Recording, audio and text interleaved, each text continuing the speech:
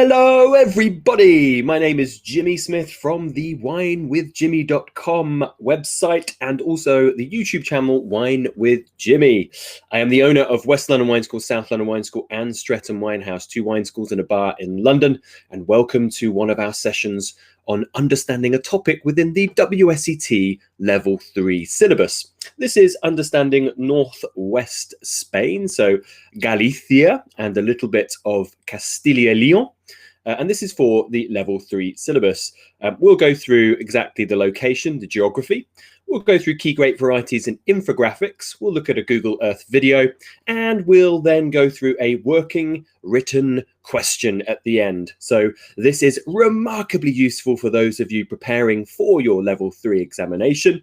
And we'll work through it. You can see what kind of questions WSET may ask and then how you should structure your answers to them. So great, let's get rocking and rolling. So there is a picture in Rías Baixas, that is south of Santiago. This is Cambados and the beautiful Atlantic coast of the northwest Spain of Iberia. Beautiful place with some absolutely spellbindingly wonderful wine. So it's an absolute delight to teach this small section, but very much important section. So here we are looking at, for your Level 3 syllabus, you are only required to know in this part of Spain about the Galician area of Rias Baixas, and then in Castilla-y-Leon. Castilla-y-Leon is the rather large autonomous region which is sheltered by the very big Cantabrian mountain range, which runs in its northern corridor, its northern part. So I can scribble that in for you so you're well aware of that. It kind of runs down here all the way to the Pyrenees. So Castilla-y-Leon is this area below it. It's bordered by La Rioja on its eastern side. It's bordered by some wonderful mountain ranges that separate it from Extremadura, Madrid, and Castilla-La Mancha down in towards the southern area. So we're actually only really going to focus in the area which is right in its northwesterly point, and only one zone, that's the Bierzo area. So we'll look at Bierzo and Rias Baixas, so just one of the parts of Galicia. So the immediate thing to think about up here in northwest Spain, and this is the same with any kind of westerly European country, when it is the western point of a Western country in Europe, you are talking about being on the frontier of the Atlantic. So therefore, this is a landscape that is dramatically affected, moderated, and changed by the Atlantic Sea. So Galicia has a rugged, rocky coastline due to the effect of erosion from the Atlantic, as does Portugal. And it will bring, of course, a very important moderating effect, but also rainfall that comes into this area due to the Atlantic and the Gulf Stream action. So yes, we're looking at that area. Now, because there is a fair bit of rain in this area, you are going to look at more white wine production, and that's, of course, the major key production of Galicia. Okay, so here is Galicia a little bit closer, and we're looking at the DO of Rias Baixas. Rias Baixas is kind of bays and inlets, and you can see this landscape here. So all of this area is dramatically beautiful, but it's been heavily eroded. So there are some wonderful coves and small bays and headlands. It's a landscape which has wonderful waves for surfing. It's quite fabulous. It's, as an area, it has a bit of the Cantabrian mountain range that comes up, which we call the Galician Massif, and that's around Lugo, sort of this area here. But really, this area goes all the way to the sea, so it becomes a little bit flatter as it comes down towards places like Santiago. So this city here, Santiago de Compostela, is the way of St. James. The Camino de Santiago ends here, and it has that beautiful cathedral at the end of the pilgrimage route. So gorgeous place. But just below Santiago, and vineyards begin really only about 15 minutes south of Santiago, are the subzones of Rias Baixas. And there are lots of different subzones. You don't need to know those. You just need to know that it's called Rias Baixas. That is the main region here. Rias Baixas is 99% white production, completely and utterly dominated by Albariño, which we'll talk about in a second. This is a moderate and quite wet maritime climate. And the real western parts here can have easily over 1,000 millimeters of rain.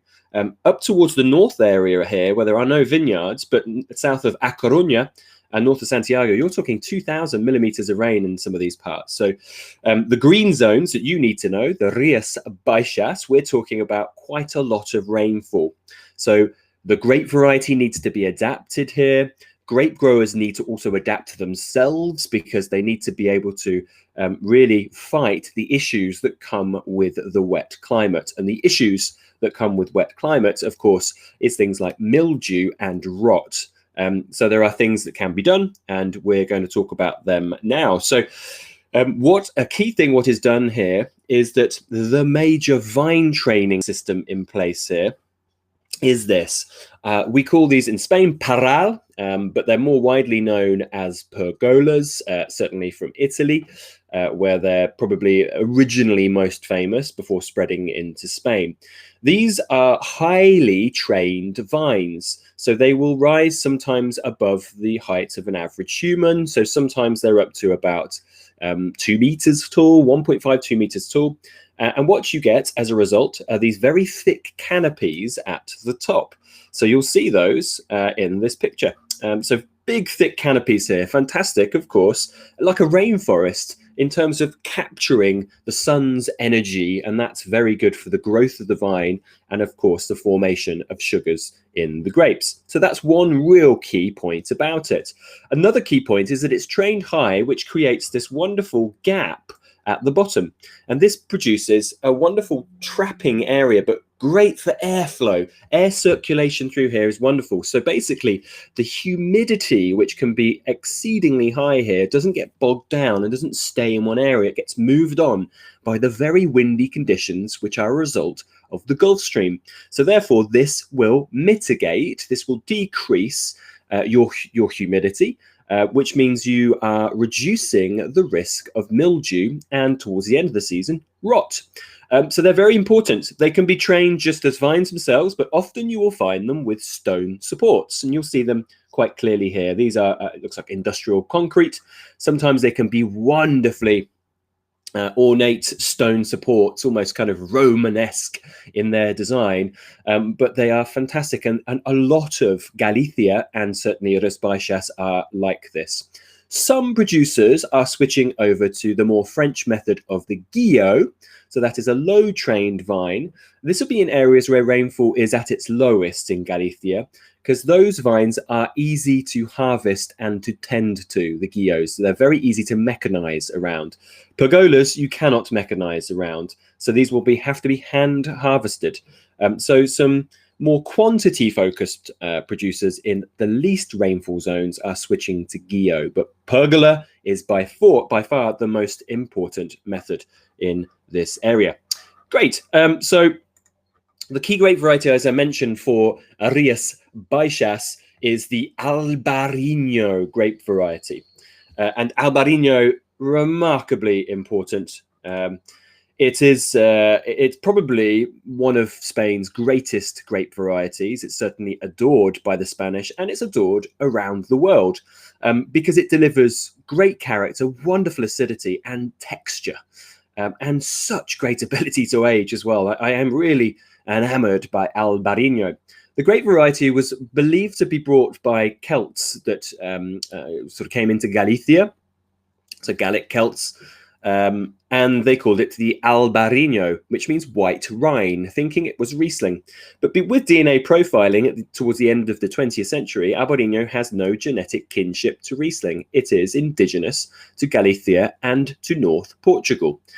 So it is a real grape of the northwest Iberian Peninsula, a wonderful, wonderful grape variety. It likes quite cool to moderate climates. It's mid-budding. Frost often gets chased away here due to the wind, so it's not the biggest issue. And it's kind of mid-ripening as well as a variety, but you can harvest it early to make cleaner, lighter styles, and you can harvest it a little bit late to make those more unctuous style wines. Good thick-skinned berries, which means they have good natural protection against things like mildew, good solid skin to protect it. And the Pergola vine training system is another way that they protect it, remember, against things like mildew and the humidity. Very, very common as a varietal. So you will see it on its own, 100% Albariños. There are some that are blended in this area, but you just need to know it as a single varietal. And you'll find quite long and cold fermentations to maintain its very primary fruit characteristic. And it will often be in stainless steel vats. It's a bit of a modern creation, really, Albariño. It really has had a focus in the last 20 to 30 years, which ties in with things like stainless steel production. So usually stainless steel. There are a few examples that are oaked. I do find them a little bit more trickier to get along with because I think the varietal character is hidden a little bit, but there are some nice ones. And the thing really which adds a lot of weight, Albariño has weight and has primary core dense fruit, which is delicious, but lees contact as well. You'll find Albariño going through small percentages to quite long percentages of lees contact, maybe 3 months to a year, giving it roundness, giving it textural characters, giving it body. And that's what I think a lot of people get quite fascinated with Albariño. Okay, so characteristics here: dry, high in acidity, can be light to full-bodied. I think that depends on the quality of the fruit, probably the age of the vines, but lees contact as well. Expect things like peach, red apple, nectarine, sometimes orange, apricot, chamomile, jasmine, honeysuckle, you know, some wonderful floral, fruity, real quite rich stone fruit characteristics is common with this one. So that is Rías Baixas and all about Albariño. Now we head inland to a more continental zone. So as you head this way from Rias Baixas, you would head to places like Ourense, and then you'll head up towards Ribeira Sacra and this way, and you cross the border of Galicia, and you actually go into this red zone. So the DO Bierzo is actually not in Galicia. It's actually in Castilla-y-Leon. So this is a big mountain range area. So pretty much most of this, let me just draw this in here for you so you're okay with this, but there's loads of good mountains here. It's very steep around the Ribeira Sacra zone down here, and as you come into northern Portugal as well. So really the DO of Bierzo is quite well protected from the Galician mountain ranges.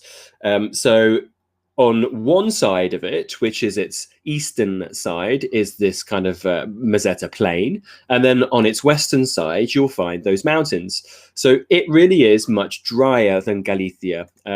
It's classified as a moderate continental climate with some maritime influences. You will still find that there will be some effect from the Gulf Stream that comes through this way. I mean, this whole area is heavily affected by it.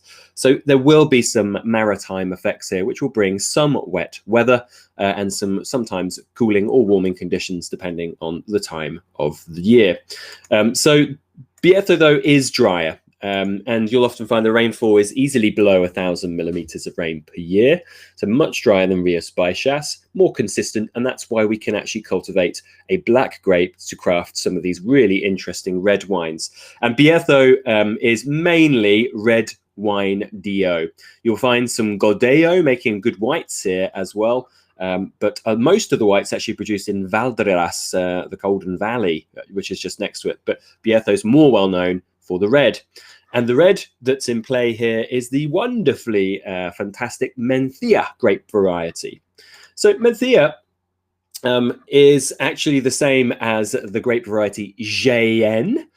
So that is JN from Portugal. Let's just scribble that down here. So it's mentioned in your textbooks, in fact. So it is the name JN in northern Portugal, Mencia in this area of Spain. Traditionally, these wines would create quite high alcohol wines. But with the movement of modernization of vineyards here, a lot of the production is now stainless steel. And producers are actually producing these non-oaked stainless steel examples, which are these bright, juicy, fresh red wines, which have great acidities behind them, are very drinkable and can be chilled.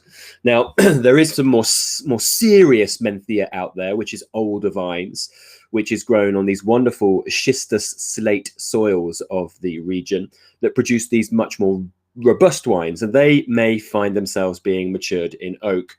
And that kind of tames the wild nature of the wine. Earlier harvests can lead to the more fresher sort of styles, but often a nice sort of cherry red color, that kind of ruby red color with a pale intensity through it, with a beautiful amount of red fruits, strawberries, cherries, raspberries, a little bit herbaceous, the variety. So often things like lavender, I find, mint as well. But maybe some fennel, black pepper can be found in there, and oak and smoke can be in it as well.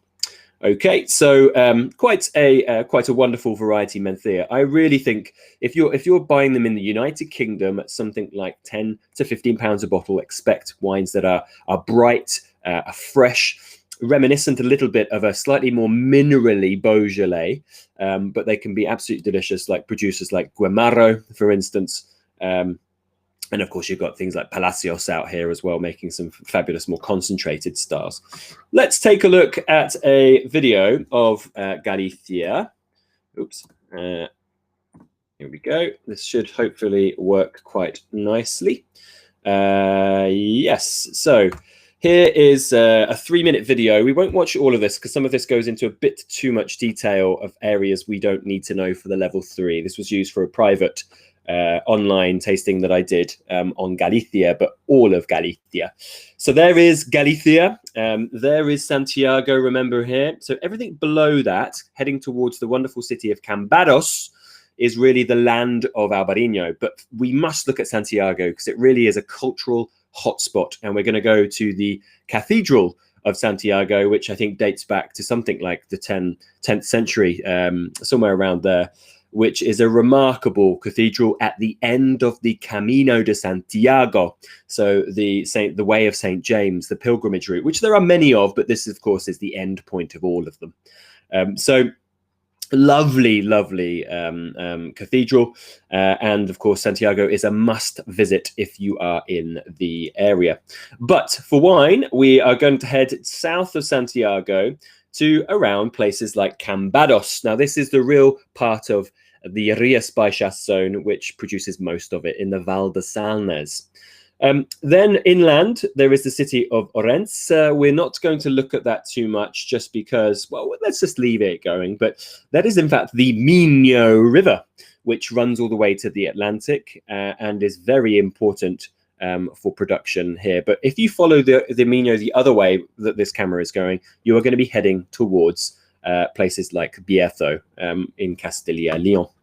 So I'm not going to go into too much detail there, but you can actually see the landscape. Now, this is not Bierzo in this picture, but you can see how rugged and mountainous it is. And this is only just to the west of Bierzo. This is in the Ribera Sacra and then the zones around there, like the Trexiadura zone of Ribeiro. So all these areas are very mountainous, and that's that mountain range that protects Bierzo against the Atlantic winds, hence why it's a bit of a drier area. Okay, so we've got a good feel for that. Let's move on then. Now, we're going to go into a question. So there's not much more theory around this area. It's all about Albariño and Mencia. So let's look at see what WSET may ask you. They may ask you a general question on Spain and include, could be, some stuff on this area, on Albariño or Mencia. What is a common weather hazard in northwest Spain? Of course, this is rainfall because of its proximity to the Gulf Stream of the Atlantic, which is going to bring a lot of wet conditions. You will know this even if you've been to Portugal. You'll know about the Atlantic. If you've been to Bordeaux, the Loire Valley, Cornwall, Ireland, Wales, you will know about the Atlantic. How does this affect the vine during growing season?